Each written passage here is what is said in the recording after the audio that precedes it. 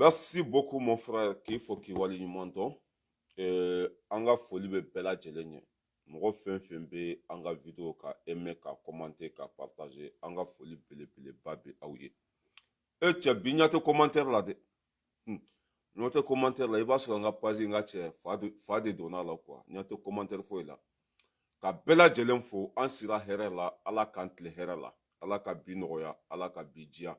ala ka haminanko bɛɛ lajɛlen nɔgɔya k'an sɔn b'a kɛ ala ye k'an sɔn minan fa ka an sutura min tɛ saya ka sutura ye fɔta ni kɛtaw ala ka barika don a bɛɛ lajɛlen na ka bɛɛ lajɛlen fo mali kɔnɔ mali kɔ kan an n'aw balimakɛ bɛ ɲɔgɔn fɛ aras bala yira du l'homme tranquille depuis Paris tiɲɛ k'a fɔ baara ka kɛ jamana ka jɔ hɔrɔnya walima foyi fɛn bɛɛ fo janfa an bɛ ɲɔgɔn bolo sanga ani waati bɛɛ lajɛlen na i n'a komi cɛ y'a fɔ cogo min na cɛkisɛya tɛ kuma mugu ye an fa an'an ka karamɔgɔ imam diko ale ka kuma man ca mɛ n'a bɔra diɲɛ bɛɛ b'a kuma ka mɛn n'a bɔra don min na diɲɛ bɛɛ b'a dɔn k'a bɔra nin don mɛ ale bɛ se ka san kɛ ka sɔrɔ a ma kuma cɛkisɛya kuma mugu tɛ n'an bɔra yen nɔ asimi goyita ale ça veut dire que data ale kun yɛrɛ ale tɛ kuma mɛ ale bɛ kɛwale dɔrɔn de yira mɔgɔw la ale bɛ baara de kɛ ale ka baara ka ca ka tɛmɛ kuma kan asimi koyita an b'i fɔ k'i waleɲuman dɔn sogɛli kokala mayiga cɛkisɛ an ka foli belebeleba bi ye minisiri min ɲɔgɔn man deli ka na mali kɔnɔ a ye faransi bila forontoli sugu bɛɛ la ka faransi bila i y'a faamuya b'a la takabɔ dɔn na ka faransi bila kuma mugu la ka faransi bila sunɔgɔbaliya la ka faransi ça veut dire que k'u wuli k'u jɔ u sen kan dabu ye bi mɛ sunɔgɔ t'u ye sogɛli kokala mayiga nin d'a kɛ cogo ye ni tubabuw ko kelen n'i ko 10 o b'i bonya ni tubabu ko fila n'i ko 100 o b'i bonya sogɛli kokala mayiga nin d'a kɛ cogo ye n'an ka ɲɛmɔgɔw tun firifirila ko aw filɛ k'a kɛ cogo min na sisan tun tɛ mali sɔrɔ jugusagoya la ɲɛmɔgɔ fɔlɔ minnu tun bɛ an kun na n'u tun ye aw ta ɲɔgɔn kɛ walahi bilahi faransi tun tɛ molobaliya ta ka ɲɛsin mali ma nin tɛ an sigikun ye an sigikun ye min ye o ye sɛdɛri mɔgɔw kunu ani kunasini an ye video dɔ kɛ o ye wele mɛn u siranna u ja tigɛra u bɛ wuli ka jɔ sugu bɛɛ la ni ala na kɛra sɔnna an b'an da don o yɔrɔ la k'a walawala wala yan'an ka taa ɲɛfɛ k'an ka tɔn fo n'o ye la vérité kɛnɛ tiɲɛ kɛnɛ a cɛ ani muso denmisɛnnin mabakɔrɔ n'o o perezante ye tanti jɛnɛba kulubali k'i fo k'i waleɲuman dɔn ni o bɔra yen nɔ an ko maliba cɛ ani muso denmisɛnnin mabakɔrɔ k'aw bɛɛ lajɛlen fo jɛnɛ sogodogo la batante dani de paris jason matu jawara i y'a faamuya b'a la nasira sakɔ ibe k'aw bɛɛ lajɛlen fo sɔrɔda k'aw bɛɛ fo an ni mɔgɔ fɛn fɛn bɛ hakilina kelen na mali kɔnɔ mali kɔ kan ka bɛɛ lajɛlen fo bɛn de cerveau k'i fo kosɛbɛ i ka wuli ka jɔ ani ka cɛsiri kati 24 n ka foli b'aw bɛɛ lajɛlen ye mamadu siribe di gandi malien k'aw bɛɛ lajɛlen fo mamadu konare n ka foli b'aw isumali k'aw bɛɛ lajɛlen fo mɔgɔ fɛn fɛn bɛ mali kɔnɔ sɛgɛ ni babi k'aw bɛɛ lajɛlen fo gawusu kumare an ka foli b'aw bɛɛ lajɛlen ye ne balimaw n y'a fɔ aw ye n'aw bɛ fɛ ka compte dayɛlɛ a ye taa bdm sa la mali banki bdm sa jigitugu banki don banki ɲɛnamaba bonya bɛ karama bɛ en plus fana u bɛ tila ka courage don i la quoi pour que i bɛ se ka économie kɛ k'i ka avenir dilan k'i denw ka avenir dilan mɔgɔ si kana to kɔ n'i bɛ fɛ k'i ka compte dayɛlɛ taa mali banki la bdm sa n'i taara yen nɔ i na nkalon bɔ n da n'an tɛmɛna ka bɔ yen nɔ isa kante mobili feerela ba don ala y'a sigiyɔrɔ bɛn alimaɲi ma mobili sugu bɛɛ bɛ sɔrɔ a bolo ni mago bɛ mobili san tan na i bɛ ne contacter min ni isa kante bila contacter la n ka téléphone numéro 06 41 55 17 05 ras balayira du l'homme tranquille depuis Paris n'an bɔra yen nɔ ne yɛrɛ bɛ téléphone feere yanni ka mɔgɔw ka publicité kɛ ne yɛrɛ ye téléphone feerela de téléphone sugu bɛɛ lajɛlen bɛ sɔrɔ n bolo ani parfum sugu bɛɛ lajɛlen fana bɛ sɔrɔ n bolo aw mago bɛ parfum sugu o sugu la bɛɛ lajɛlen bɛ sɔrɔ n bolo cɛ n ɲɛ tɛ commentaire la bi dɛ aw bɛ hakɛ to quoi n ɲɛ tɛ commentaire foyi de la peut-être ça arrive Facebook man kɛnɛ quoi voilà commentaire nana mamadu jawara n ka foli bɛ yen n ɲɛ b'aw la sisan voilà ka bɛɛ lajɛlen fo n'an bɔra yen nɔ comment s'appelle Issa Kante n y'a fɔ aw ye cogo min na mobili sugu bɛɛ bɛ sɔrɔ a bolo aw mago bɛ mobili sugu o sugu la a bɛ sɔrɔ Issa Kante bolo Allemagne voilà n'a ye ne yɛrɛ wele n b'aw ni Issa bila contact la n'an bɔra yen nɔ n y'a fɔ aw ye n ko sigi k'a fɔ belebeleba min fɔra mali kɔnɔ mali mɔgɔw y'u ta daminɛ turu sera faransi de ma faransi ta bɛ kɛ le 18 le 19 samedi min bɛ ka na ani dumasi min bɛ ka na sigi k'a fɔ belebeleba min bɛ mali kɔnɔ ani mali kɔ kan n'an b'a fɔ a ma ko assises nationales a bɛ kɛ faransi yan a bɛ kɛ yɔrɔ jumɛn mairie de Montreuil je crois que o yɔrɔ ma fili matɔ tɛ n'i ko mairie de Montreuil nka cɛ hali dunan min nana faransi bi a b'a yɔrɔ dɔn parce que n'i ko Montreuil i ko mali maliyɛn bɛɛ bɛ sɔrɔ yen i y'a faamuya b'a la a bɛɛ welelen don samedi don a hakilina min b'i la k'a ɲɛsin faso ma n'i yera kɛnɛ kan i bɛ se k'o hakilina fɔ bɛɛ lajɛlen b'o mɛn wa a bɛ ta ba la fana baara bɛ kɛ n'a ye fana i y'a faamuya sigi k'a fɔ belebeleba min n'a bolodara mali kɔnɔ a bɛna boloda anw fana fɛ faransi yan ka maliyɛnden bɛɛ lajɛlen wele mali kɔnɔ mali kɔ kan mɔgɔ si kana to kɔfɛ n'an bɛɛ sigira ka kuma an bɛ ɲɔgɔn faamuya n'an sigira ka kuma an bɛ kɛ ɲɔgɔn fɛ n'an sigira ka kuma an ka cɛ kuma ɲɛnamaw bɛ bɔ a kɔnɔ hakilina ɲɛnamaw bɛ sɔrɔ a kɔnɔ i y'a faamuya b'a la faso bɛ jɔ ni a ye parce que mɔgɔ kelen hakili kelen mɔgɔ fila hakili fila hakilina ɲuman bɛ mɔgɔ mɔgɔ de la k'a ɲɛsin faso ma nka cɛ bɛɛ welelen don le 18 décembre le 19 décembre a ɲɔgɔn ɲɛ bɛ kɛ mairie de Montreuil salle de fête kɔnɔ a bɛ kɛ mairie yɛrɛ de kɔnɔ a tɛ kɛ yɔrɔ wɛrɛ dɛ mairie yɛrɛ kɔnɔna a bɛ kɛ yen de salle de fête n'a fɔra ko salle de fête wala n'i sera yen nɔ n'i ye ɲininkali kɛ dɔrɔn o b'a a yira la mais yanni ka taa i bɛ weleli kɛ fɔlɔ i tɔgɔ bɛ sɛbɛn ni tɔgɔ sɛbɛnna lisi la n'i sera da la gardien bɛ yen nɔ n'i y'i tɔgɔ d'u ma o b'i bila ka don voilà parce que mɔgɔ caman bɛ ka n wele n bɛ ka kuma fɔ video la mais o bɛɛ n'a ta mɔgɔ caman bɛ ka segin ka n wele n y'a faamuya b'a la bon yanni a ka n wele a ye video lamɛn kosɛbɛ Assises nationales a bɛ kɛ faransi le 18 le 19 a bɛ kɛ mairie de Montreuil mairie yɛrɛ kɔnɔna na a bɛ kɛ yen de i y'a faamuya b'a la yanni i ka taa i bɛ weleli kɛ i bɛ Segu Magasa wele a ka téléphone numéro 06 10 65 63 39 o ye Magasa ka numéro ye n'i y'a wele a b'i tɔgɔ sɛbɛn liste la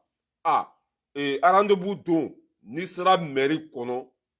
n'i y'i tɔgɔ fɔ sécuritéw ye o bɛ liste lajɛ n'i tɔgɔ bɛ liste la o bɛ bila ka don mais n'i tɔgɔ tɛ liste la c'est un peu compliqué a fɔra ne ye nin cogo de la ka ɲini aw bɛɛ lajɛlen fɛ n'an bɛɛ sigira ka kuma solution bɛ sɔrɔ kow la parce que nin bɛ kɛ i n'a fɔ sariya sunba de nin sigi ka fɔ min bɛna kɛ nin sen a bɛ kɛ i n'a fɔ sariya sunba parce que nin bɛna kɛ constitution de sariya fɛn fɛn bɛ ta nin kɔnɔ ni mɔgɔ ye sonyani kɛ a bolo ka tigɛ ni bɛɛ bɛnna kan ani mɔgɔ min ye sonyani kɛ i bolo bɛ tigɛ walima n'an bɛnna kan ni mɔgɔ min ye sonyani kɛ i kun ka ci ça veut dire que o bɛɛ bɛ ta ba la l'essentiel kɛ jama ka bɛn dɔrɔn jama fanba mana bɛn min kan o de bɛ ta ka baara kɛ n'a ye n'a fɔra ko i ye jɛnɛ kɛ i kun ka ci walima n'i ye sonyani kɛ i bolo ka tigɛ i sen ka tigɛ nin bɛɛ bɛ fɔ nin don de i y'a faamuya ba la parti politicien minnu bɛ mali kɔnɔ ka mesure dɔw ta ni jama t'i bolo ka se nombre hakɛ dɔ ma n'i ka jama ça veut dire que parti 200 ni kɔ in n'an bɛ fɛ parti caman ko in ka dabila mali kɔnɔ n'an bɛɛ sigira ka kuma an bɛ se ka mesure dɔw ta i y'a faamuya b'a la k'a yira an ka ɲɛmɔgɔw la u ka sariya dɔw ta ka sariya dɔw appliquer ni jama t'i bolo ka se degré dɔ la ni jama t'i bolo ka se mɔgɔ 2000 walima mɔgɔ 6000 la e man ka parti sigi n'o kɛra sisan ça veut dire que parti politique tɛ caya tuguni a tɛ tɛmɛ hali mɔgɔ parti politique 3 walima 4 kan an bɛ se k'olu hakilina ninnu ta u ka fisa an ka wari ka tiɲɛ quoi parce que n'a fɔra ko parti politique 200 ni kɔ bɛ mali kɔnɔ a bɛ komi mali budget fanba bɛɛ bɛ di olu de ma Umaru Marikota an y'a mɛn mɔgɔw da kɔnɔ cogo min na ko 75 millions Soumaïla Cissé ta 500 millions IBK ta 1 milliard et quelques ça veut dire que an ka wari bɛɛ bɛ d'u ma u tɛ baara la u tɛ paga la bon n'an sigira ka kuma ka nin hakilina ninnu ta hakilina min bɛ hɛrɛ lase faso ma yanni nin wariba ka ta ka di olu ma n'a donna malo la malo da bɛ nɔgɔya n'a donna tulu la dɔ bɛ bɔ tulu sɔngɔ la n'a donna lakana la lakana bɛ sabati n'a donna sɛnɛ la sɛnɛ bɛ ɲa wari min bɛ ka tila olu ɲɔgɔn cɛ o tɛ pas para depuis Modibo Keyita sara fo bi aw k'aw bolo ɲɛsin parti politikiw ma n'u delila ka fɛn dilan Mali kɔnɔ foyi nin wariba bɛɛ bɛ d'u ma taa ka sunɔgɔ jɛniya sunkuru tigɛ mana ko ka tila ka faso janfa ɲɔgɔn juguya ɲɔgɔn kɔniya pour que o bɛɛ ka dabila ni jama sigira ka kuma n'an bɛnn'a kan k'a fɔ ni ka mɔgɔ nɔnburu tɛ tɛmɛ i y'a faamuya b'a la mɔgɔ 6,000 kan walima mɔgɔ 10,000 kan e man ka parti politique sigi ça veut dire que ko bɛ ɲɛnabɔ sa sigikafɔ de bɛ fɛn bɛɛ ɲɛnabɔ quoi bɛɛ welelen don mɔgɔ ma bɔ mɔgɔ la k'a daminɛ Kasunka Maraka Fula i y'a faamuya b'a la Jogoramɛ maliyɛn den fɛn fɛn bɛ faransi kɔnɔ yan bɛɛ lajɛlen welelen don carte ɲinina ko gɛlɛya bɛ an ka tunga la yan an dɔgɔninw bɛ yan a dɔw banana i y'a faamuya b'a la se t'u ye ka segin ka taa Mali la nin bɛɛ bɛ se ka fɔ yen misiri ka ta nin bɛɛ la an ka consulat kɔnɔ yan ça veut dire que ka mɔgɔw bila i n'a fɔ min comment s'appelle a tɔgɔ e conseil ninnu budget dɔ ka d'u ma u ka don foyer kɔnɔ sɛgɛnbagatɔ minnu bɛ yen denmisɛn minnu dɛsɛra ça veut dire que n'an taara an bɛ kuma hakilina ɲumanw k'u fɔ ɲɔgɔn ye quoi pour que cela veut dire que anw minnu bɛ diaspora la an bɛ se ka consulter cogo min na an bɛ se ka bonya cogo min na parce que an ka impôt de bɛ i y'a faamuya b'a la an ka ɲɛmɔgɔw bolo ça veut dire que o bɛ anw de ka baara la a fɛn min bɛ hɛrɛ lase anw yɛrɛ ma diaspora la n'an sigira ka kuma o kan vraiment pour que olu ko ninnu ka ta ba la a ka fara an ka sara sunba kan pour moi c'est très important o nafa ka bon kosɛbɛ kosɛbɛ voilà sigikafɔ a bɛ kɛ samedi min bɛ ka na o bɛ bɛn le 18 ani le 19 a bɛ kɛ mairie de Montreuil je crois que mɔgɔ caman bɛ Montreuil yɔrɔ dɔ la ligne 9 bɛ taa yen nɔ tramway bɛ taa yen nɔ tu as vu quoi voilà bon ni kɔni wulila adresse ko t'a la foyi mairie de Montreuil quartier fɛn fɛn bɛ mairie kelen kelen de bɛ yen quartier fɛn fɛn bɛ faransi mairie fila tɛ mairie kelen de bɛ yen n'i ko mairie de Montreuil o b'i bila ka taa fɔ a yɔrɔ la mairie kɔnɔna don salle de fête kɔnɔ mais yanni ka taa i b'i tɔgɔ sɛbɛn i bɛ Segu Magasa wele 06 41 55 a bɛ hakɛ to n bɛ ka n yɛrɛ ka numéro di a bɛ hakɛ to aw bɛ Segu Magasa wele a ka téléphone numéro 06 10 65 63 39 o Segu Magasa ka numéro n'i y'a wele dɔrɔn a b'i bilasira a bɛ kɛ cogo o cogo ale de b'o o domaine dɔn ale ka baara don ale de bilala ko in ɲɛmɔgɔya la ale de ye nin ci in fɔ ne ye an bɛ tɛmɛ o yɔrɔ la ne balimaw comment s'appelle Asimi Koyita an b'i fo a ko Makɔrɔ bɛ taa Mali la an b'a fɔ n'a sera Mali la fɛn min b'i kun ni kan cɛ i k'o fɔ kana siran dɛ maliden bɛɛ b'i fɛ maliden bɛɛ b'i kɔ ka da mun kan i ka hɔrɔnya n'i ka kɛwale an b'i kɔ o de la sinon i farisogo ko tɛ i yɛrɛ ko tɛ mais kɛwale min b'i la a bɛ hɛrɛ lase maliden bɛɛ ma kan'i kɔfilɛ kana siran Mali kɔnɔ Mali kɔ kan bɛɛ b'i fɛ ne y'a fɔ n ka video bɛɛ la n taara foyer fɛn fɛn kɔnɔ i tɔgɔ duman de bɛ mɔgɔw da kɔnɔ n taara foyer fɛn fɛn kɔnɔ mɔgɔw b'i fɛ n taara foyer fɛn fɛn kɔnɔ faransiya walahi i tɔgɔ duman mɔgɔw b'i tanu don wa bɛɛ lajɛlen b'i fɛ kan'i kɔfilɛ depuis ala k'an da n m'a ye fɔlɔ a fɔlɔla e de la bɛɛ ka kɛ président fɛ président ko ka di bɛɛ ye o bɛ sɔrɔ i yɛrɛ ka kɛwale de la i bɛ cɛsiri min na kana dɔ bɔ a la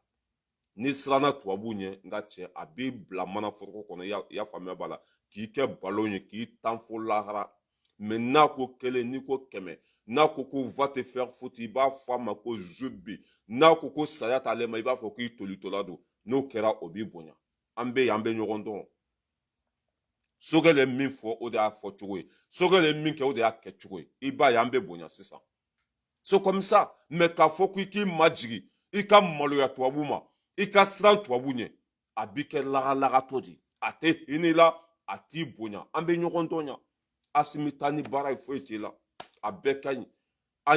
an kulela ni fɛn o fɛn ye degun fɛn fɛn tun bɛ an kan n'an kulela i y'a bɛɛ jaabi ça veut dire que i ye démocrate mɔgɔ de an ko ji tɛ yen i ka sara i jɛra o kɔ k'o don ji la ɲadimi don kɔnɔdimi tɛ an ko minɛn tɛ dɔgɔtɔrɔso la ko yen kɛra sudonyɔrɔ ye nka cɛ minɛnw bɛ ka san ka bila dɔgɔtɔrɔso la ambulansiw bɛ ka san alihamudulila ko ninnu bi tɛ kelen ye i y'a faamuya b'a la an kulela ko avion ko be ana ko kɛlɛkɛ minan t'an bolo wallahi i ye avion san i y'a faamuya bala i bɛ ka marifaw san i bɛ ka kɛlɛkɛ minɛnw san labɛn bɛɛ lajɛlen bɛ ka sabati parce que n'i ko i bɛ jahadisiw kɛlɛ fo k'a ka sɔrɔ kɛlɛkɛ minɛnw b'i bolo olu bɛɛ bɛ ka sabati bi olu ko ninnu bɛɛ bɛ ka ɲɛɲini bi n'i ko i bɛ jahadisi kɛlɛ o k'a sɔrɔ i labɛnnen don o k'a sɔrɔ kɛlɛkɛ minɛnw b'i bolo o k'a sɔrɔ cɛfarinw b'i bolo Asimi bɛ ka nin stratégie ninnu bɛɛ ɲɛɲini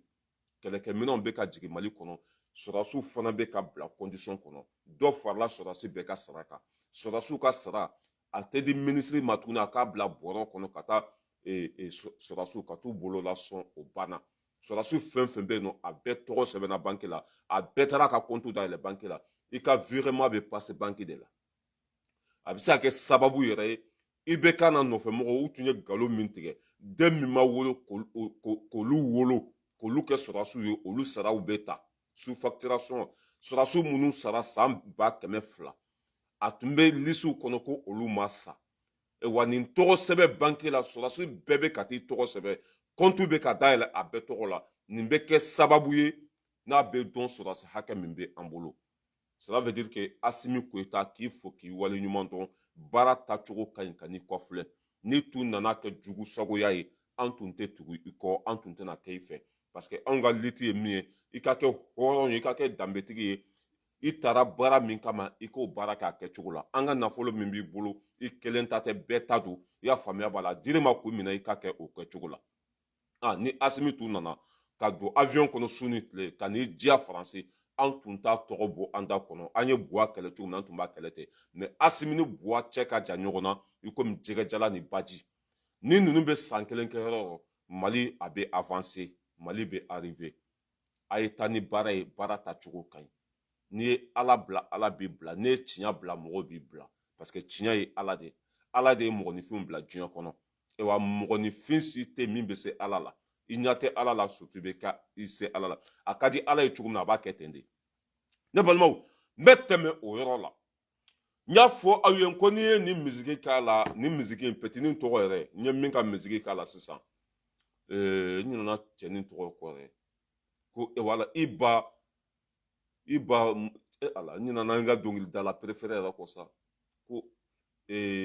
bon an bɛ tɛmɛ ale la n ɲinɛna cɛ tɔgɔ yɛrɛ kɔ walahi tellement que petinin ko ka di n ye wala ni n ye o dɔnkili k'a la don o don ko cɛkisɛya ko kuma mugu tɛ i y'a faamuya b'a la Ajiwani wala n'i ye Ajiwani ka dɔnkili k'a la don o don ko cɛkisɛya ko kuma mugu tɛ cela veut dire que koba dɔ de kɛra wa baara ɲɛnama dɔ de kɛra ne balimaw n ye video kɛ kunu ka video kɛ kunasini ka yira CDR mɔgɔw la ko cɛkɔrɔba ka du koɲa a y'a bɛɛ ta ka di yan parce que a sɛgɛnna dɔ kɛra kuma la a hadamaden ni hakili t'i la i ni bagan bɛɛ de ye kelen ye hadamaden n'i tɛ miiri i ni bagan bɛɛ ye kelen ye i yɛrɛ ta k'o bila kɛrɛfɛ ka mɔgɔw ta dun walahi i tɛ arrivé fo ka diɲɛ wuli ka profiter mɔgɔw la ka bɛɛ kɛ nalima ye ka bɛɛ kɛ lagalagatɔ ye i n'a komi e kelen de bɛ wari fɛ diɲɛ kɔnɔ bilahi ka e to faden to dun na i bɛ segin kɔfɛ de i tɛ taa ɲɛfɛ mɔgɔ mɔgɔ taabolo ye o ye mɔgɔ mɔgɔ sɔn ye o ye k'i ta bila kɛrɛfɛ ka mɔgɔw ta dun k'a kɛ saraka dun ye k'a kɛ jugu sagoya ye ala b'i nagasi de ala t'i don da la an ye video kɛ yan n ko cɛkɔrɔba ka du n'u ma bɔ d'ici le 31 décembre i y'a faamuya b'a la n bɛ IC bila ka taa a b'u ka minɛnw fili kɛnɛ ma alhamdulillah an bɛ CDR fɔ nin yɔrɔ in na o ye video lamɛn i y'a faamuya b'a la o wulila ka se cɛkɔrɔba ma Lasisi Maga a ye cɛkɔrɔba wele k'a fɔ k'u bɛ k'u ka minɛnw cɛ k'u y'u ka minɛnw cɛli daminɛ u ka minɛnw k'u y'a cɛli daminɛ o bɛ ka déménager ka bɔ cɛkɔrɔba ka so kɔnɔ mais n t'a dɔn u bɛ ka taa yɔrɔ min kɔnɔ o si tɛ ne ka sira ye hali n'a ka di u ka taa Fana n'a ka di u ka taa Lahara moi je m'en fous an dan ye min ye dɔrɔn ka bɔ cɛkɔrɔba ka so kɔnɔ o de ça veut dire que o de hami bɛ ne la ne b'o kɛlɛ kɛ parce que ne y'a fɔ aw ye k'aw ye marakaw de ye n'anw donna ko o ko la an b'o kɛlɛ kɛ de fɔ a dan anw ye tɛnburu de ye n'an nɔrɔla ça veut dire que n'an nɔrɔla bilahi fo ni y'an fara dɛ sinon an t'i bila dɛ video minnu kɛra c'est-à-dire mɔgɔ y'a faamuya k'a fɔ a ko sera yɔrɔ min ma ko dira mɔgɔ min ma ale tɛ hinɛ a tɛ makari u y'u ka minɛn cɛli daminɛ alihamudulila o ka fisa kosɛbɛ mɛ ni aw tun y'aw sigi tan k'aw ka minɛnw fili kɛnɛ ma o fana lebu tun ka bon o malo tun ka bon mɛ n'aw bɔra nin cogo la alihamudulila an bɛ aw fo ka wale ɲuman dɔn nin de y'a kɛcogo ye 6 mois fɔlɔ o tɛmɛna 2nan tɛmɛna 3nan tɛmɛna 4nan tɛmɛna san 4 o bɛ cɛkɔrɔba ka du kɔnɔ 4 ans o bɛ cɛkɔrɔba ka du kɔnɔ an mago sera an ka yɔrɔ ma k'a f'u ye bonya kɔnɔ k'a f'u ye dugudugunin dugu la k'a f'u ye musalaha kɔnɔ k'u nɛgɛn ka ko sugu bɛɛ kɛ olu ko non ko an t'a kalama ko an mana fɛn ɲini diɲɛ kɔnɔ wa an tɛ ko kalama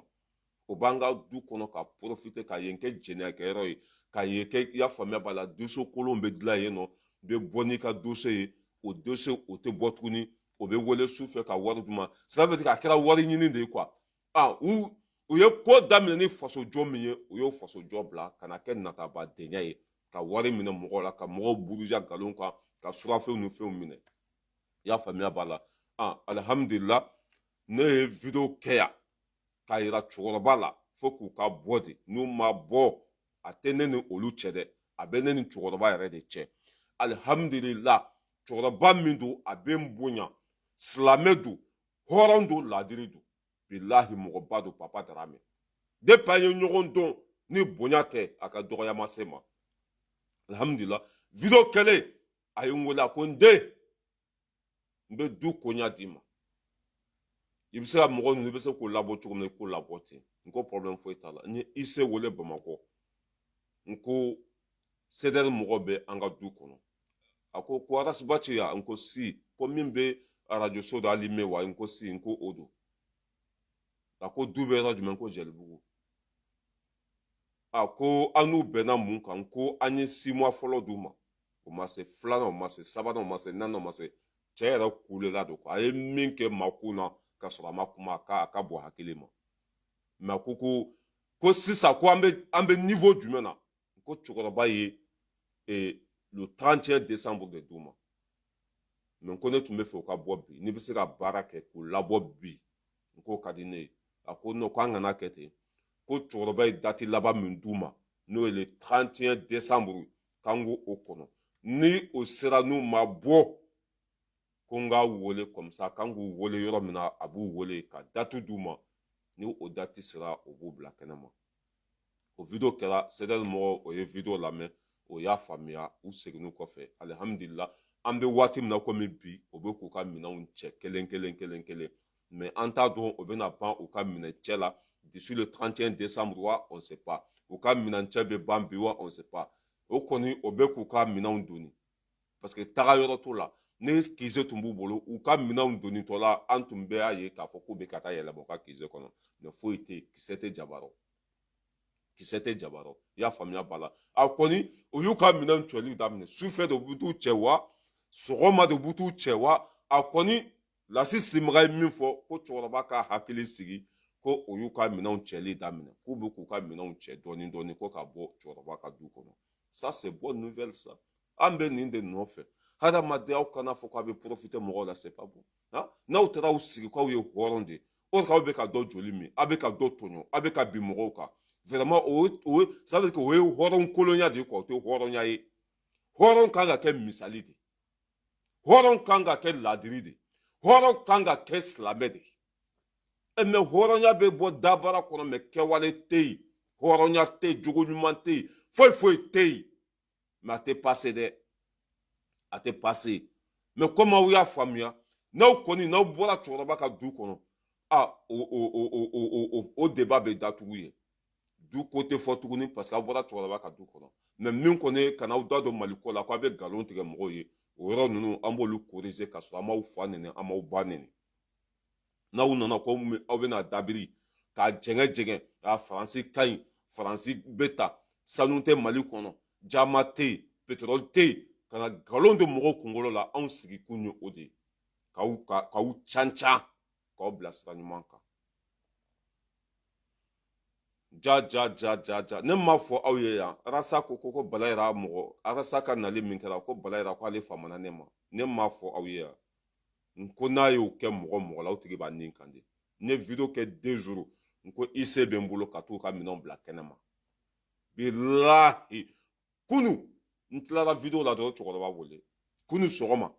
u wulila sɔgɔma ka video ye o cɛkɔrɔba wele ko bɛ k'u ka minɛnw donni ko bɛ k'u ka minɛnw cɛ n ka cɛ bilahi cɛkisɛya kuma mugu tɛ dɛ ni yɛrɛ ye n ka page minɛnen de quoi bilahi ni n ka page n tun bɛ fɛ nin waati ninnu ka sɔrɔ n ka page bɛ normal la quoi n tun bɛ fɛ nin waati ninnu ka sɔrɔ n ka page bɛ normal la bilahi n tun bɛ sanpɛrɛn jugu kan quoi wallahi mais ça va video kɛ kun ye de a ka se a seyɔrɔ la n'a sera a seyɔrɔ la a vie cayara a vie ma caya o en tout cas laɲini ye min ye n'o sɔrɔla dɔrɔn ça va voilà ne balimaw nin de bɛ yen a bɛ hakɛ to mɛn na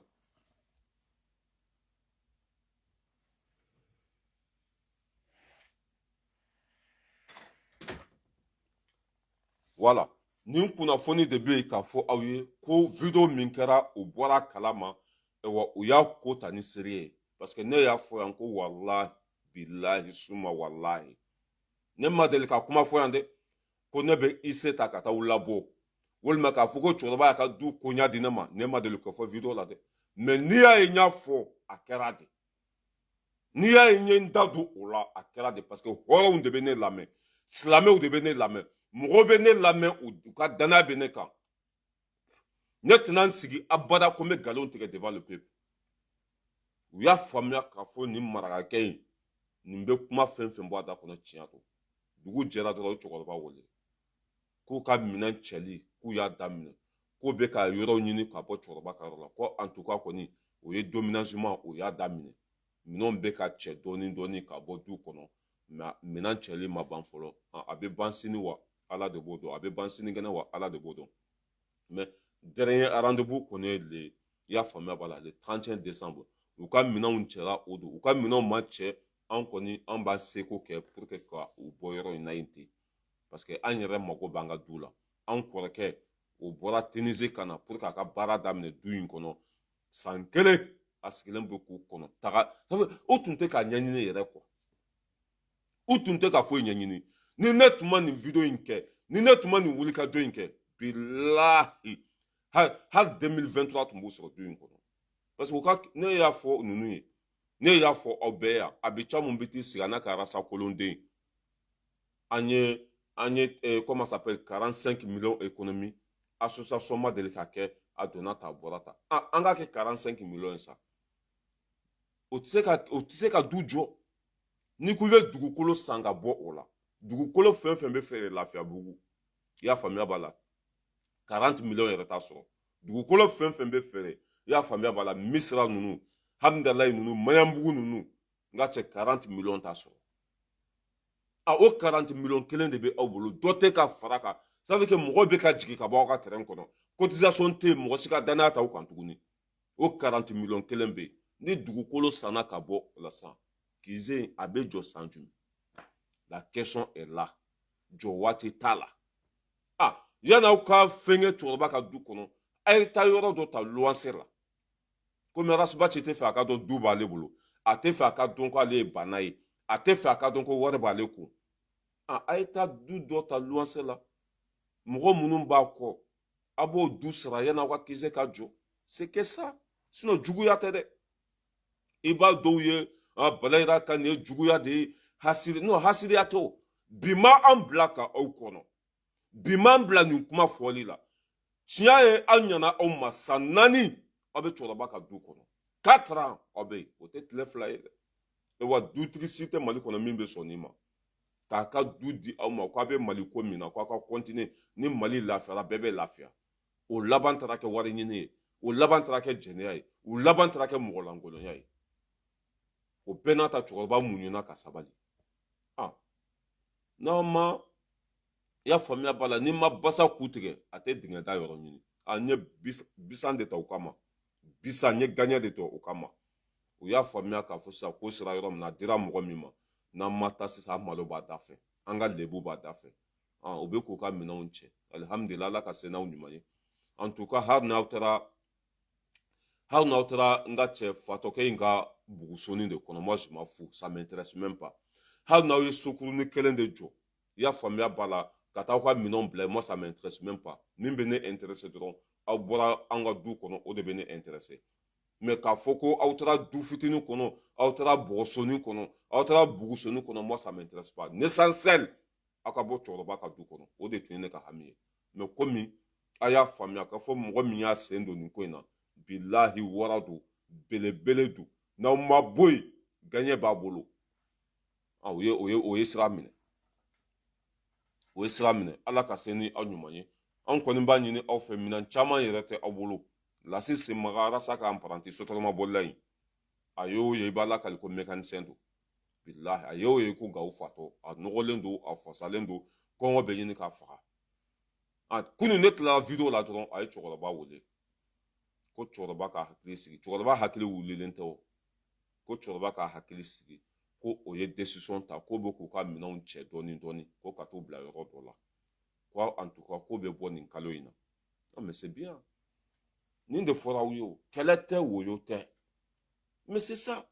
kɛlɛ tɛ woyo tɛ wa nin fana de da ka di aw la n'aw tun ko k'aw k'a négliger wallahi n ye n kali ala la ala min ka bon n ka kalile ma n tun b'aw ça veut dire que k'aw ka minɛnw bila kɛnɛ ma ka tila k'a filmer ka yira diɲɛ bɛɛ la ka yira aw la k'aw ta ye dabarani dɔrɔn de kɛwale zoro barika kisɛ kelen t'aw la sinon hali mɔgɔ tan n'a b'aw sɛbɛ ma aw bɛ se ka vilani dɔ jɔ vilani baruni gambi filɛ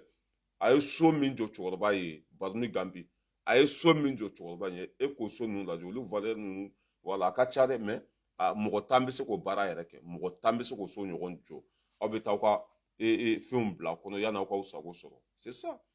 mais aw ko k'aw ka profiter de ka mɔgɔw joli min ka bɛɛ kɛ lagalagatɔ ye k'a kɛ komi aw dɔrɔn de bɛ nafolo fɛ k'a kɛ komi aw kelen de bɛ hɛrɛ fɛ quoi mɔgɔ wɛrɛ tɛ hɛrɛ fɛ mais ça passe plus i y'a faamuya b'a la a tɛ passer tuguni voilà ala ka hinɛ aw la hali bi an sigilen bɛ k'aw kɔlɔsi an sigilen bɛ k'aw kɔnɔ an ɲɛ bɛ aw la fana n'aw ma bɔ d'ici le 31 ne ye n ka baara bɛɛ labɛn cɛkisɛya kuma mugu tɛ ne tɛna n si kɛ ka na n sigi k'a fɔ ne i se ta walima n bɛ nin kɛ non ne ye n ka baara bɛɛ labɛn ka ban d'ici 31 décembre n'aw ma bɔ o don aw b'a dɔn ko n ka cɛ wala ko kuma mugu tɛ ala ka hinɛ aw la k'aw dayɔrɔ sumaya ne balimaw n'an bɔra yen nɔ an ɲɛ bɛ arasa sigilen na tuguni faransi ka ciden an b'a kumakan k'a la ka jɛlen tɛ k'a bɛna lajɛya mali ye ko Wagner nali yan u tɛ jɛn n'a ye ko n'a kɛra ce serait du casus belli faransi bɛɛ bɛ yan de RFI ka bi reportage kɔnɔ casus belli kɔrɔ ye di grec kan latin bon, il y a la firme Casus belli, c'est l'élément clé du reportage. Casus belli veut dire en français une déclaration de guerre. Quand Mali n'a pas voté, il y a vu comme Mali est guerre déclarée. Europe, la Mali est guerre déclarée, France, la Mali est signé. Que c'est une déclaration de guerre. Bon, c'est pour cela que ne ben nerveux ni quoi. Billahi. C'est pour cela que ni ne ni signé quoi. Hakilna min ben ni nasisan. San pren ka jigin Mali kan a tiɲɛna ale bolo a bɛ fɛ bɛɛ mako ka sa bilahi a tiɲɛna ale bolo a bɛ fɛ bɛɛ ka lebu sisan a kɛra faransi ka kuma lasela de ko Macron bɛna nali min kɛ Mali kɔnɔ ko dɔwɛrɛ tɛ dɛ ko Wagner ko kana wele kana ni o welela ko a bɛ ko Mali ye guerre déclenchée n'a t'u ma ala ka jigin u kɔnɔ san joli o bɛ anw ka jamana kɔnɔ san joli o bɛ yen san 10 ani kɔ o bɛ yen don o don kunu ka fisa ni bi ye ni e fa tun bɛ ka sa walima e ba tun bɛ ka sa e tɛ sigi ka nin kuma sugu fɔ i tun bɛ cɛya kan fɔ i tun bɛ hɔrɔnya kan fɔ i tun bɛ danbe kuma fɔ mais komi e balima tɛ ka sa i somɔgɔ tɛ ka sa c'est pour cela que e bɛ n'i sigi n'o ko Mali kana solution wɛrɛ ɲini Mali k'a to Faransi bolo jugu sagoya la sinon n'aw ka dugu tun jɛnna i bɛ taa samedi ni weekend kɛ dugu min na ko Juyo walima yɔrɔ jumɛn ni yen tun bombardera ni yen tun cira e tun tɛna ni molobaliya kuma ninnu fɔ marakaw ka kuma kɛra muɲu ana wandi tugo ɲɛ billahi xara muɲɔ na wandi tugo ɲɛ ye 100 ans an faw bɛ ka sa an baw bɛ ka sa faransi bɛ mali kɔnɔ k'olu mana kɛlɛ la an ka ɲɛmɔgɔw ye hakili sɔrɔ bi k'a miiri ko faransi tɛ mali selisɔn ye biyɛnkala ɲinina o sen dalen bɛ biyɛnkala kan o tɛ ye o ye décision wɛrɛ ta k'o bɛ irisi wele ka na mɔgɔ bɛ datigi bali da sago fɔli la Poutine kelen Europe bɛɛ faralen ɲɔgɔn kan bilahi ɛri kelen a b'a bɛɛ daji bilahi Poutine kelen u b'a dɔn min don n'i y'a ye u bɛ firifiri la n'i y'a ye u bɛ ka fɔrɔntɔ n'i y'a ye u bɛ boliboli bɛɛ la n'i y'a ye makɔrɔnya ka samara don k'ale bɛ taa mali la Asimi ninnu y'u ɲɛsin yɔrɔ min ma faransi b'a dɔn k'u filan tɛ o ni Asimi tun ko k'u bɛ taa Burukina wele Macron tun tɛ wuli yɛrɛ ni Asimi tun ko ko an bɛ taa ko mali dɛsɛra an bɛ taa Senegal de nɔfɛ Senegal ka n'an dɛmɛ o tun tɛ kuma o mais Asimi ninnu taara dugu min na Sogɛl ninnu taara min wele Diop ninnu taara irisiw minnu wele o b'a dɔn ko ça veut dire u ka girin quoi parce que fanga de bɛ bo digi o tɛ se Europe bɛɛ fara ɲɔgɔn kan o tɛ se Poutine na ni e ko Macron bɛna taa kuma Asimi fɛ ko n'o o ye comment s'appelle irisi wele k'a bɛ komi o ye guerre déclenché o ni Europe bɛɛ cɛ mɛ o tuma na Europe bɛ hɛrɛ fɛ anw tɛ hɛrɛ fɛ ya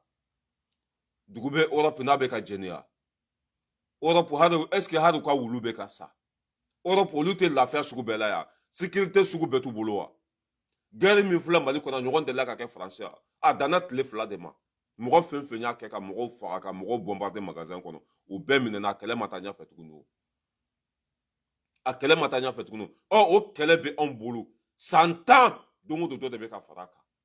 ko an kana solution wɛrɛ ɲini ne bɛ n yɛrɛ ɲininka est-ce que nin ye maliden ye wa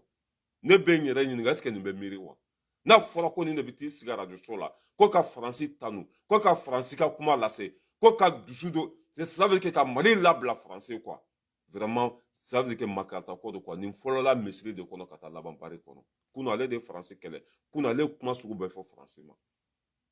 faransi dɔ de farala u ka juguya kan dɔ de farala u ka bingali kan ça veut dire que olu bɛ balo joli de la quoi joli fantanw joli olu bɛ balo o de la parce que sanu t'u bolo foyi t'u bolo recherche foyi t'u ka dugukolo duguma olu bɛ balo mɔgɔninfinw de la n'a fɔra ko mɔgɔ dɔw bɛ sɔrɔ mali kɔnɔ Thomas Sankara malien k'ale ye Thomas Sankara malien ye a bɛ k'a faso de labila a bɛ k'a faso ci k'a di jamana wɛrɛ ma non ale Bacili ninnu ka wolo kɛra fu ye dɛ Tantu Korotum ne tun y'a dɔn i tɛ nin den sugu bila diɲɛ kɔnɔ wallahi o de la ala bɛ mɔgɔ dɔw bali den na o bɛ kasi o bɛ kule sugu bɛɛ kɛ o bɛ don dɔmaw kan o bɛ don moriw kan o bɛ don karamɔgɔw kan pour que u ka nasi sɛbɛn ka d'u ma o bɛ don dɔmaw kan pour que u ka fura bɔ ka d'u ma u ka den sɔrɔ mais u t'a dɔn de bilahi ala tɛ foyi kɛ gansan ni ala y'i bali den sɔrɔ la i ka hɛrɛ de b'o la sinon ni ala ye nin den sugu di mɔgɔ min ma i ma tila dɛ hali tun ka to den wolobaliya la o ka fisa i ka nin sɔrɔ bilahi ala bɛ musow jɛ den na o bɛ kasi o bɛ don dɔmaw kan mais ala y'a kɛ k'a dɔn kun min kama o t'a dɔn bilahi u t'a dɔn n'u tun b'a dɔn u tun bɛ ko bɛɛ to ala ta ma o tɛ se mori ma o tɛ se dɔma ma mais nin filɛ nin ni ala ye nin den sugu d'i ma mun nafa yera e ka den sɔrɔ la ni ala ye nin den sugu d'i ma mun nafa yera e ka den wolo la waati min n'an faw n'an baw bɛ ka sa diɲɛ bɛɛ sɔrɔsiw bɛ mali kɔnɔ foyi tɛ ɲɛnabɔ mais a da tɛ maga o yɔrɔ la a da tɛ se o ma faransi bɛ yen a wolola hɛrɛ la wa a t'o fɔ faransi bɛ yen nafa yɛrɛw ta kun na wa o tɛ fɔ fo anw ka faamaw de bɛ lagosi anw ka jamana kuntigiw o de bɛ lagosi ka di faransi ma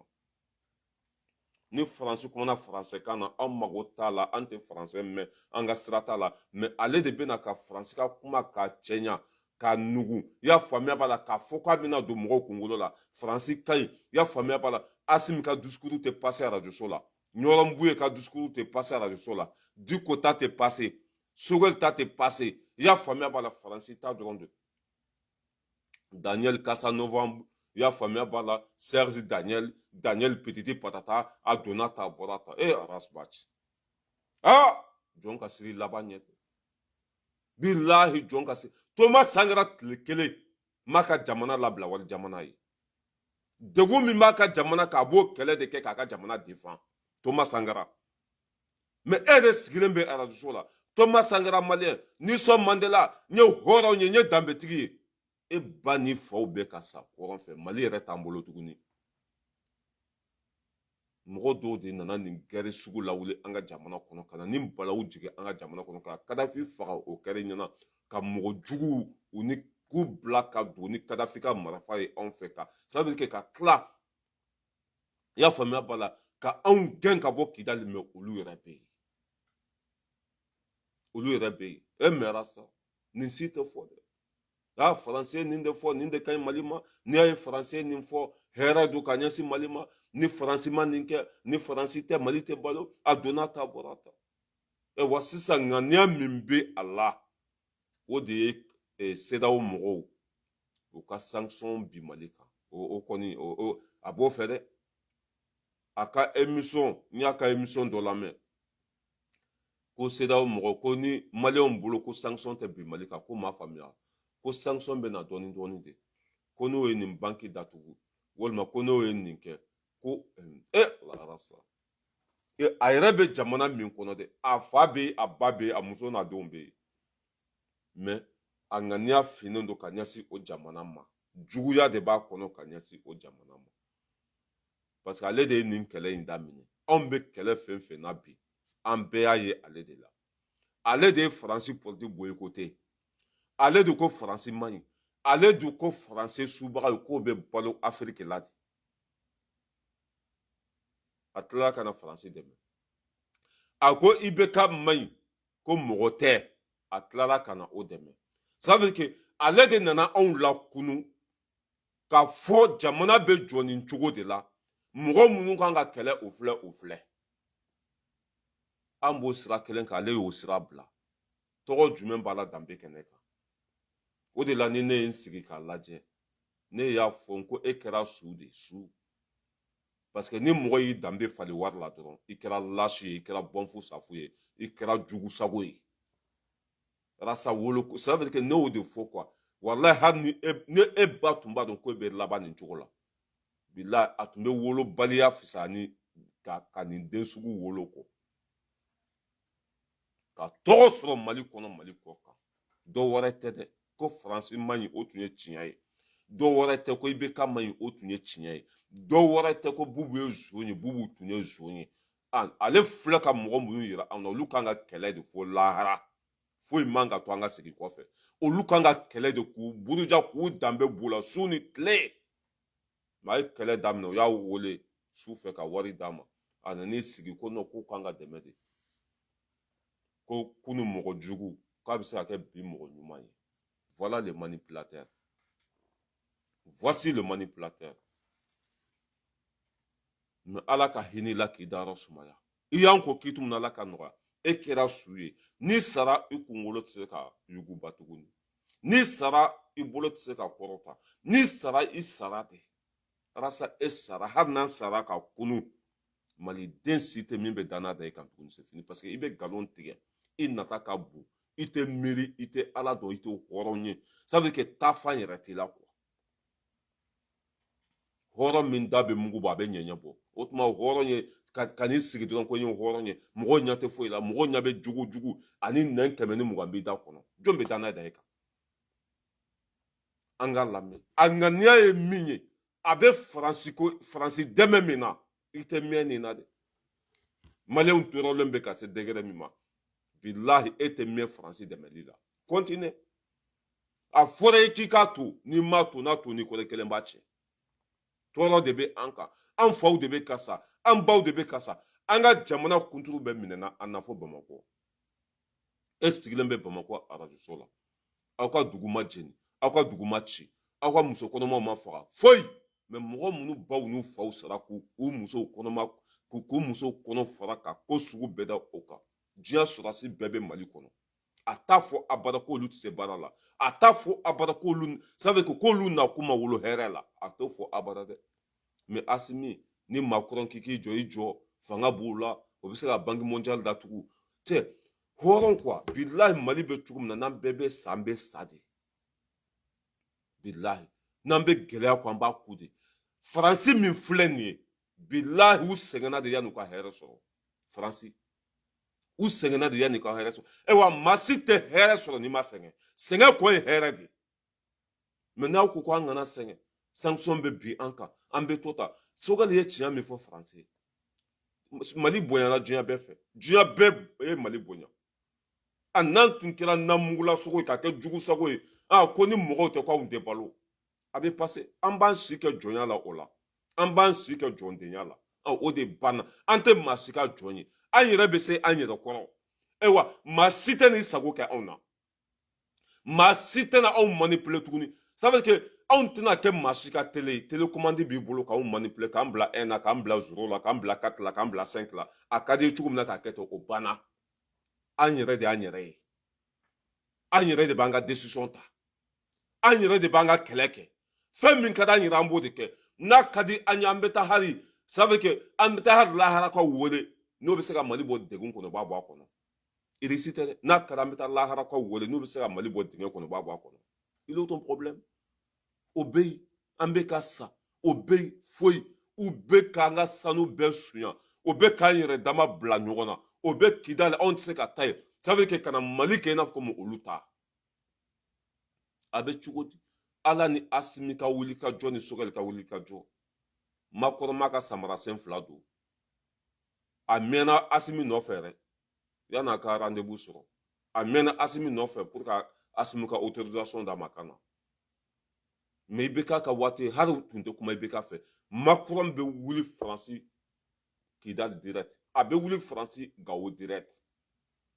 bi a filɛ nin a bɛ tɛmɛ Bamakɔ de yan'a ka se Gawo cɛkisɛya kuma mugu tɛ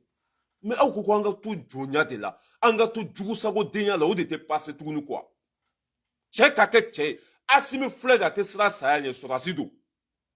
a b'a dɔn janfa min bɛ Mali kan a b'a dɔn tɔɔrɔ min bɛ Mali kan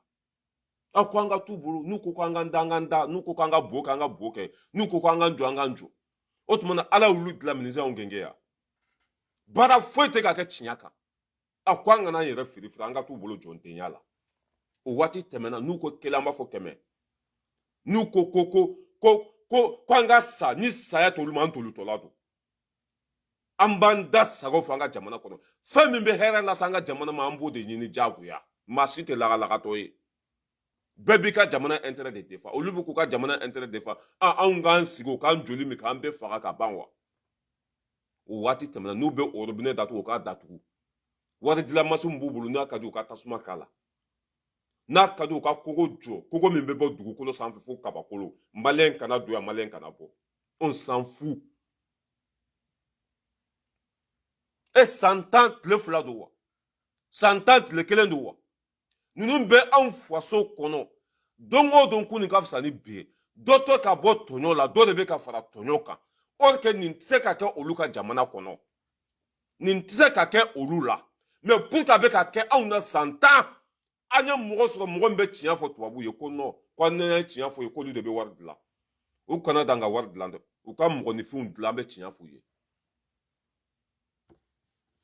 Rassa Bakari vraiment c'est une honte pour toi la déception totale i yɛrɛ fa dugukolo i muso bɛ i denw bɛ yen i ka kabila bɛ yen mais e bɛ ka wali jamana de défend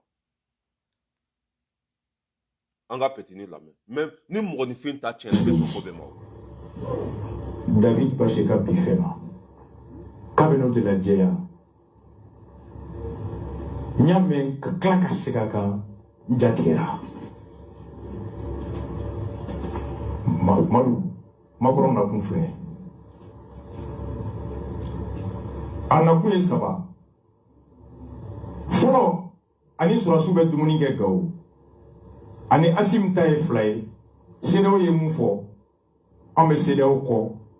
wa an bɛ u dɛmɛ u mago mana kɛ fɛn min na ka ɲangata lawaleya ni laɲini ma sabati yan'a don cɛ 2nan Wagner anya fo yenga kanana nana nyangata be na nyere be na fie nana en bolo abi comme na ye kele de daile o ye guerre de daile on est déclaration de guerre que mais ambe kele daile mais saya don balute yo ko makoro ka nale ko fula ko seda mo ka be asen digi uka pour ko ka nyangati be malika flana ko nanko ko irisi kana ko abe ko manye guerre de déclencher en Europe tche voilà ni den langolo in laje fa ba fo ko ne jatigera nsirana makoro be na ni makoro na donata masa jonga siri labanye de muso do ka kalo kɔnɔntɔn de kɛ cogo filɛ nin o de kunu ale de y'an jaw jɔ faransi ɲɛ kunu ale de ko faransi man ɲi kunu ale de ko n'an ma tiɲɛ fɔ faransi ko a tɛ laban mais quand je vois ces petits cons là a bɛ ka segin kɔfɛ a bɛ ka nagasi a bɛ ka jasi a bɛ ka kɛ yoko fila ye a bɛ ka kɛ jugusago ye mais dabalibanko don ni kɛlɛ bɛ déclencher aw ni Europe cɛ a bɛ déclencher de ala ta bɛ f'u ye n'u bɛ anw don buteli kɔnɔ u b'an don buteli kɔnɔ an bɛ irisi wele faransi bɛ na don min na mali kɔnɔ kunkolo dimi de tun bɛ an na bi an fan bɛɛ bɛ an dimi ko an kana médecin wɛrɛ ɲini ko an kana dɔgɔtɔrɔ wɛrɛ ɲini ko an kana taa dɔgɔtɔrɔso wɛrɛ la arasta arasta bakare ka wolo kɛra fu ye dɛ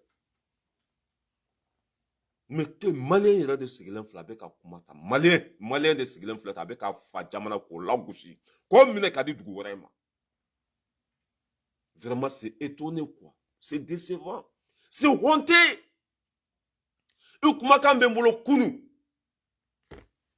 ko faransi bɛ wali jamana ci ko ka n'u yɛrɛ ka jamana jɔ ko an kana so ko an ka jamana ci a bi ni an ye mɔgɔ sɔrɔ e ye kuma min fɔ kunu n'o tigi nana o kumakan lawaleya e ko non vraiment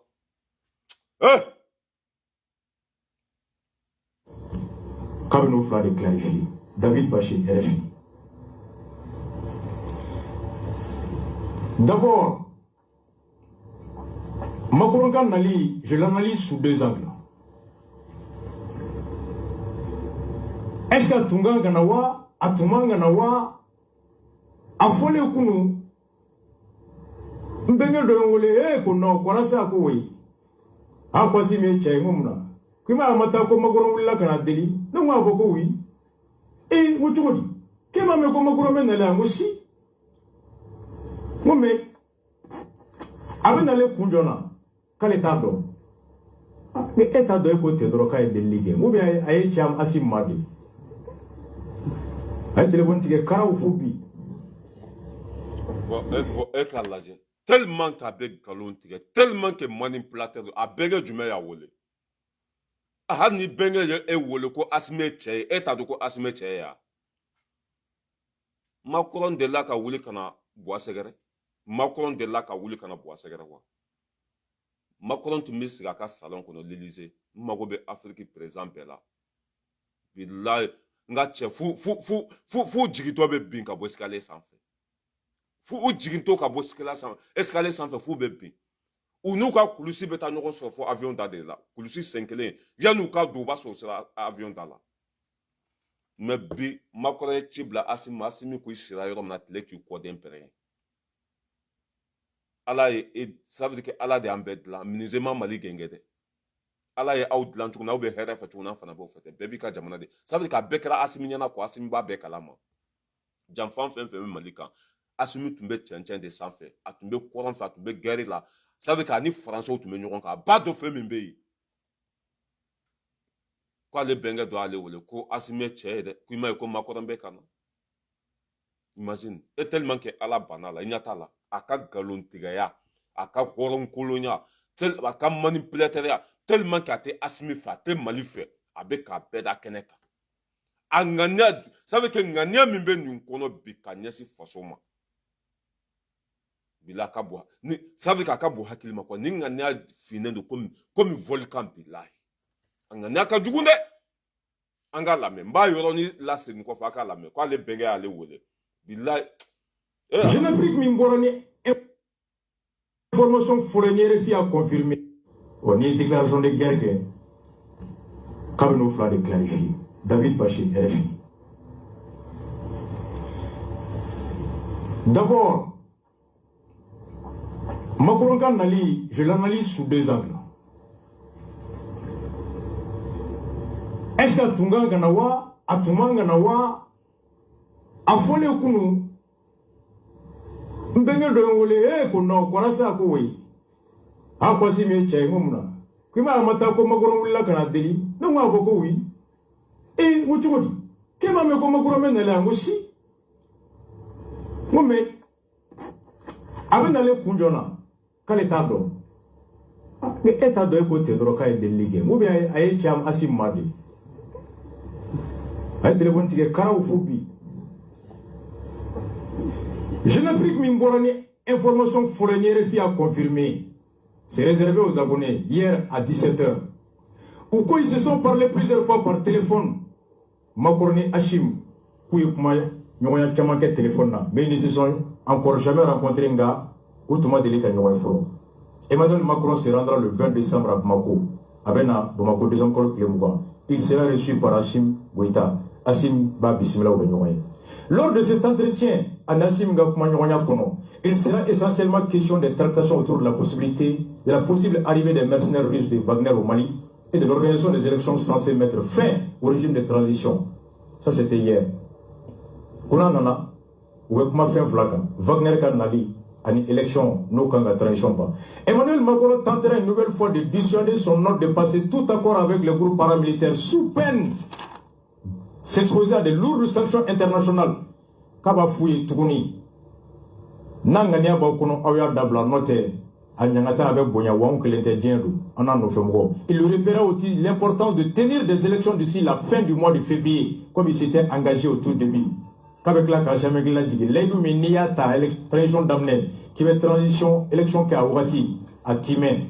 Après s'être entretenu avec Gouita, Nanamadou Gouéjou, Assim Gouita. Asimita timebi ata timesini abeto fanga de la élection te kebe ateke chini olu de taye Mali yewa yanu ka fo élection ka ke uta fo ko jihadisi kele ka ba Mali kono yanu ka fo ko élection ka ke uta fo ko Mali kele men kwa ka bo hakili ma kwa billahi élection ibe élection ko kuma de me uda kono me toro mimbe anka ute fode saya mimbe ka ke Mali kono ute fode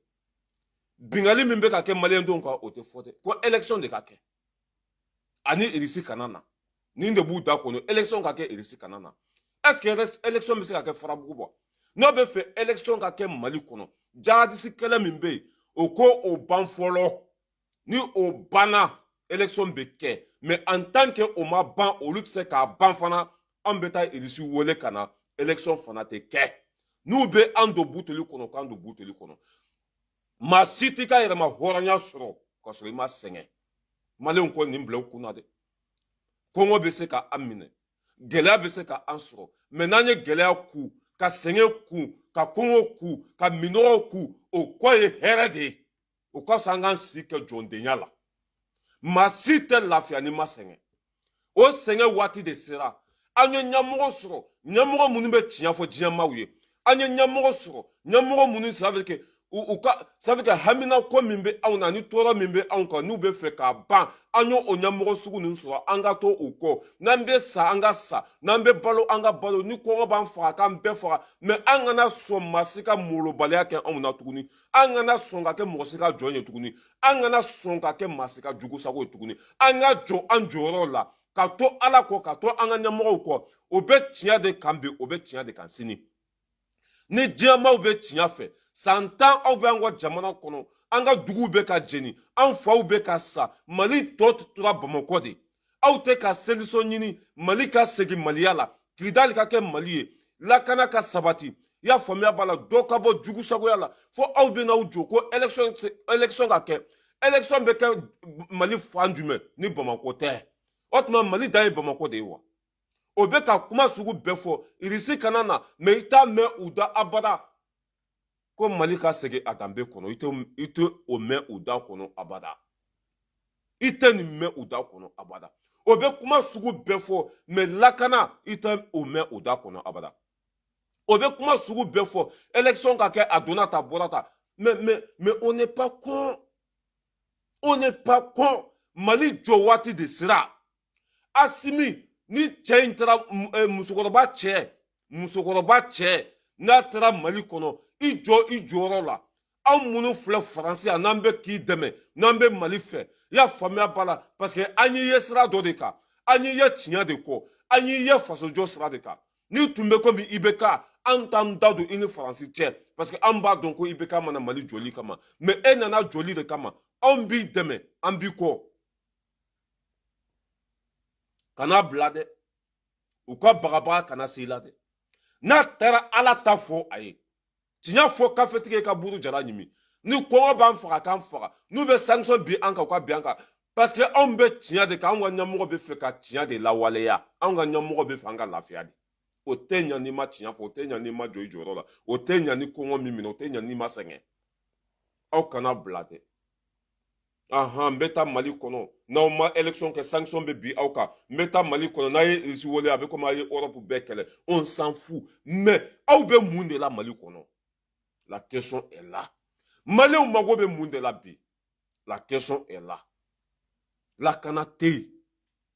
an bɛ ka sa su ni tile an ka jamana t'an bolo tuguni a tɛ fɔ k'u k'an ka jamana minɛ k'a di an ma dɛ a ko k'an ka taa élection an bɛ taa élection na min n'a bɛ fɛ an ka taa élection na a bɛ Amadu Gufa minɛ ka Yada Agali minɛ Mali ka segin a cogo kɔrɔ la n'o kɛra élection bɛ kɛ en tant que Mali ma segin a cogo kɔrɔ la élection tɛ kɛ bi a tɛ kɛ sini ni miki bɛ aw bolo a y'a jigin Mali kan ni bombe b'aw bolo a y'a jigin Mali kan ni sankolo b'aw bolo a y'a bila ka na n'aw bɛ se ka Mali dugukolo meleke a y'a meleke ka bila aw poche kɔnɔ n'aw bɛ fɛ nin ko fila in ka kɛ Irisi kana na Irisi wele kun ye mun de ye lakana nka aw dɛsɛra de aw tɛ ka baara de kɛ n'aw ma se ka baara kɛ anw faw bɛ ka sa an balimaw bɛ ka sa an ka dugu bɛ ka minana ko an kana foyi ɲɛɲini an k'an si kɛ dugu sagoya la mais a ka bɔ hakili ma kɔ walahi anw bɛ préféré ka sa mais an bɛ ala ta fɔ Faransi kɔnɔ yan anw bɛ préféré ka kɛ ya faamuya b'a la k'an bila ka taa Mali kɔnɔ mais ala t'an b'o de fɔ ça veut que Faransi bɛ nkalon de ka nkalon fin o bɛ fɛ an ka to jɔnya de kɔnɔ o bɛ fɛ k'an faso de minɛ an na o bɛ fɛ ka Mali danbe de bɔ a la ko min bɛ ka kɛ Mali kɔnɔ a tɛ se ka kɛ Faransi ko min bɛ ka kɛ Mali kɔnɔ san 10 tɔɔrɔ san 10 joli bɔ san 10 saya hali tile kelen a tɛ se ka kɛ Faransi yan mais pourquoi o bɛ ka kɛ anw bara ye aw ɲɛ b'o o la o tɛ ka ban ko ni élection ma kɛ ko sanction a y'an don buteli kɔnɔ k'a datugu ni saya tɛ aw ma an tolitɔla don anw bɛ gɛlɛya de ku ka sɛgɛn ku ka minɔgɔ ku ka dɛsɛ ku o ko ye aw bɛ hakɛ to o ko ye hɛrɛ de mais n'an ko non k'an ka sira ninnu ka bagabagali ɲɛ walahi Mali t'a yɛrɛ sɔrɔ dɛ wa Mali tɛ jɔ an bɛ tɔɔrɔ fɛn fɛn kɔnɔ ninnu ka tɔɔrɔ don an bɛ janfa fɛn fɛn kɔnɔ ninnu ka janfa don molobaliya fɛn fɛn bɛ ka kɛ anw na ninnu ka janfa don aw kana sɔn bi aw kana sɔn sini Asimi a kana dan ka taa Mali la dɛ n'a taara an ka cɛ a bila place la musokɔrɔba cɛ a bila place la musokɔrɔba cɛ mana taa Mali kɔnɔ a bila place la n'a bɛ fɛ élection ka kɛ u ka kida libéré bi n'u bɛ fɛ élection ka kɛ Motu ba kɔfɛla u ka libéré bi n'o kɛra élection bɛ kɛ mais n ko tiɲɛ dalen bɛ kɛnɛ kan de tiɲɛ dalen bɛ tabali de sanfɛ ɲadimi de kɔnɔdimi tɛ Mali bɛɛ minɛna diɲɛ sɔrɔdasi bɛɛ bɛ Mali kɔnɔ mais anw fa n'an baw bɛ ka sa k'aw bɛ n'aw jɔ molobaliya la an kana Irisi wele an ka élection ka kɛ a date la n'o ko Mali bɛ yɔrɔ min na bi Mali mago bɛ élection na Mali mago bɛ lakana de la Mali mago bɛ basigi de la Mali mago bɛ dunkafa de la Mali mago bɛ kɛnɛya de la Mali mago tɛ élection na dɛ élection bɛ kɛ jamana kɔnɔdenw de kama ça veut dire que an tɔɔrɔlen don bi an faw bɛ ka sa an baw bɛ ka sa an bɛ fɛ solution ka ɲini o de la fɔlɔ n'i y'a mɛn ko élection basigi de bɛ jamana kɔnɔ kara muɲu ana wandi tu gonye fɛn min bɛ ka kɛ anw na a bɛ se ka kɛ diɲɛ dugu jumɛn na jihadisi tɛ tɛmɛ mɔgɔ 1000 kan olu de filɛ nin ka Mali bɛɛ minɛ Mali dan ye Bamakɔ de aw bɛɛ ɲɛ b'a la sɔrɔdasi bɛɛ bɛ yen mais foyi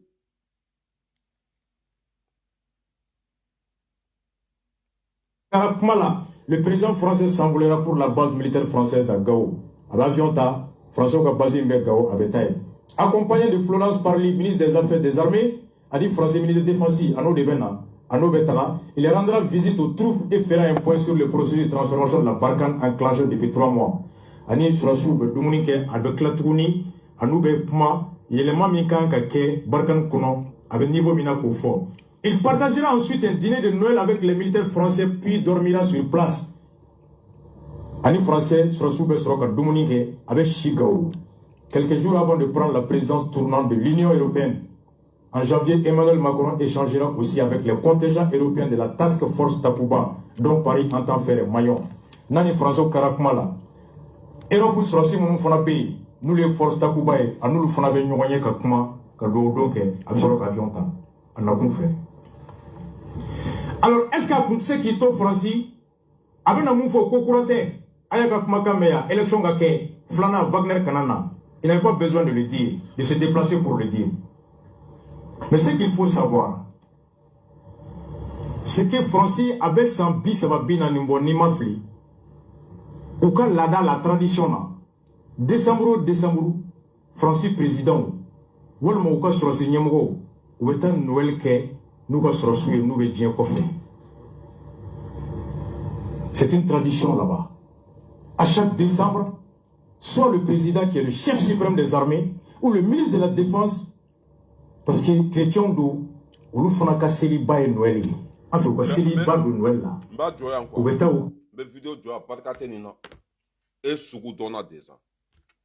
Ça veut dire que vous l'avez coulé Sougou Bejo. Et Kera Soué était Magonia Djino Konotuni. Ça veut dire que aider nous nous qu'elle allait d'amener en baigné. Et de quoi on m'a français mani. Et beau fois dominade, bitungap sanu au doni. Au tchena kata fait. Mais ni eko ko ben olu demebi rasa ire magosa. Ça veut dire que ire ka kaburu dinge ibo ko dessin nembara bate ke waledu. Billahi mali de gumbi rasa ne Francis sembola toba dende. Billahi de gum toro mimbe mali kampi ne Francis sembola atoba ade. Billahi horon dembe ben ninkalama.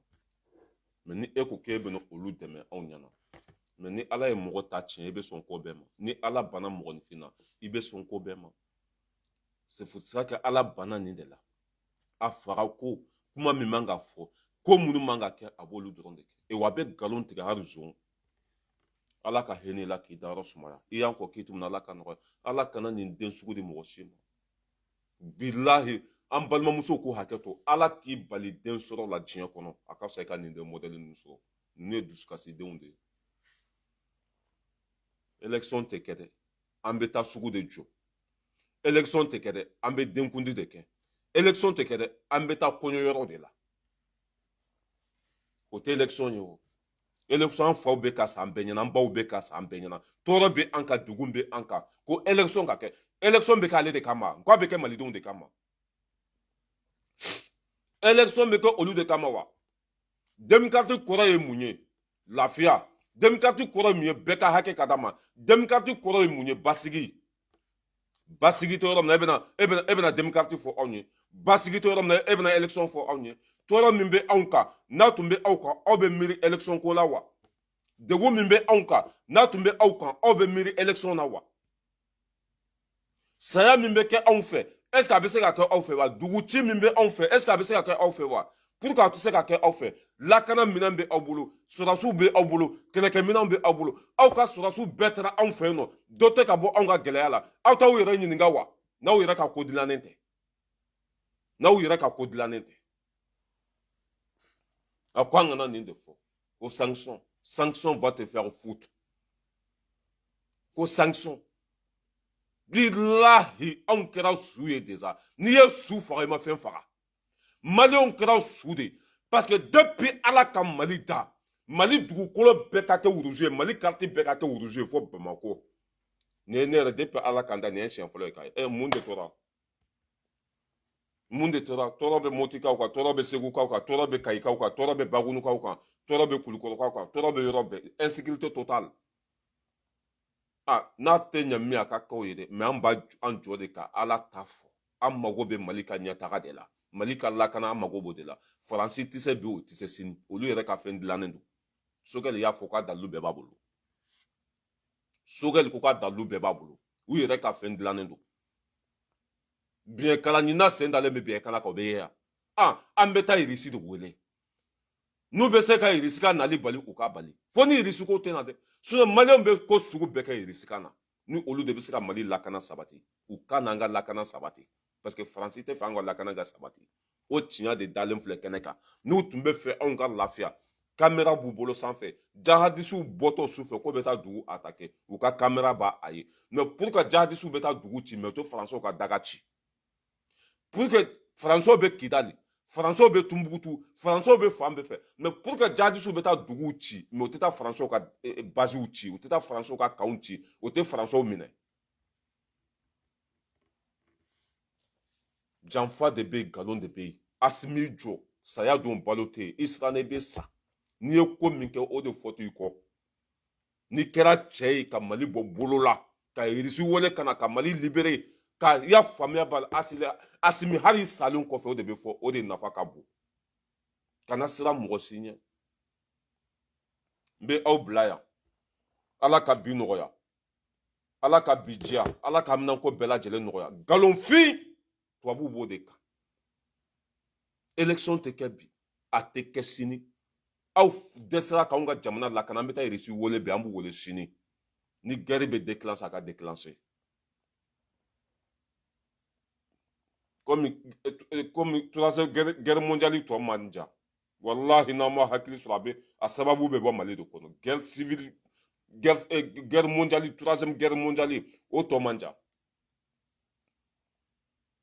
bilahi maliyɛnw ka irisi wele k'a contrat signé ni irisi ye i bɛ Europe bɛɛ fara ɲɔgɔn kan heure kelen Poutine b'u bɛɛ don ɲɔgɔn na heure kelen a b'u bɛɛ kari-kari u b'a dɔn cɛ mun don aw bɛ anw ka jamana kɔnɔ aw tɛ ka sa anw bɛ ka sa aw bɛ anw ka jamana kɔnɔ anw tɛ se ka taa yɔrɔ dɔ la mais aw bɛ yɔrɔ dɔ la Mali hali an ka président tɛ se ka taa Kidali mais aw bɛ yen janfa de bɛ ko in na nkalon don a ko an kana jɔ ko an kana tiɲɛ fɔ n'an ko k'an bɛ tiɲɛ fɔ ko sanction k'olu de bɛ wari dilan o bɛ wari dilan ni masi min u k'a kari-kari u k'a fili n'an bɛ bu dun an bɛ bu dun n'an bɛ mɔni min an bɛ mɔni min n'an bɛ seri tobi an bɛ seri tobi en tout cas bɛɛ sɛgɛnna tan de yanni k'i ka yɛrɛma hɔrɔnya sɔrɔ jamana si tɛ yen n'i ma sɛgɛn ka hɛrɛ sɔrɔ ne ko ko e tɛ sɛgɛn i tɛ hɛrɛ sɔrɔ dɛ a sɛgɛn ko ye hɛrɛ de